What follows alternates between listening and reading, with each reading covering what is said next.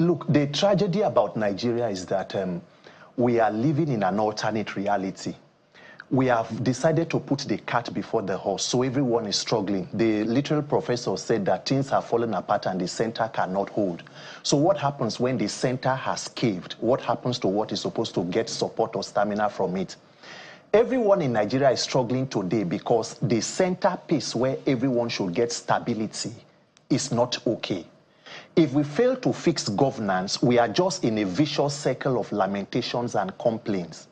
Nigeria, we claim to be a democracy, and the hallmark of every democracy are free, fair, credible, and peaceful elections. Without people being able to choose their leaders, you can't call that a democracy. We can decide to call it anything else.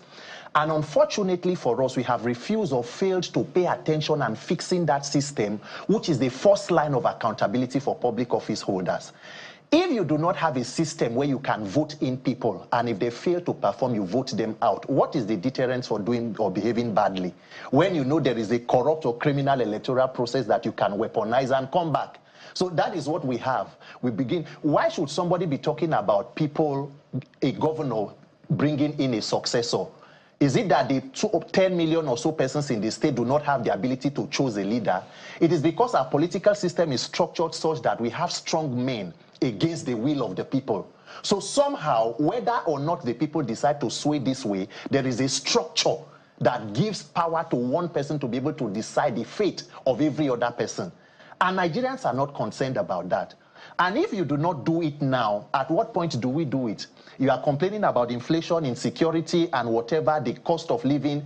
The persons who put you in this situation are already prepared for 2027. So the question to every Nigerian is, what is then your plan for 2027? And nobody should say that the electoral process is okay. 2023 was a very clear example. We had 93 million registered voters according to INEC. 89 million collected PVCs. That is more than 90%. Less than 30 million came out to vote. Why are Nigerians not interested in that process? The professor in INEC, the INEC chairman, received 313 billion from the government and said, out of this amount, I'm taking 150-something billion for electronic technology.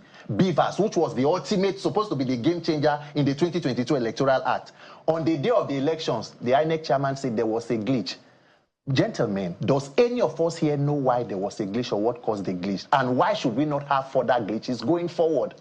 If there is sincerity of purpose on the part of the politicians to actually give power to the people, why has nobody talked about fixing that process to ensure we have a seamless process?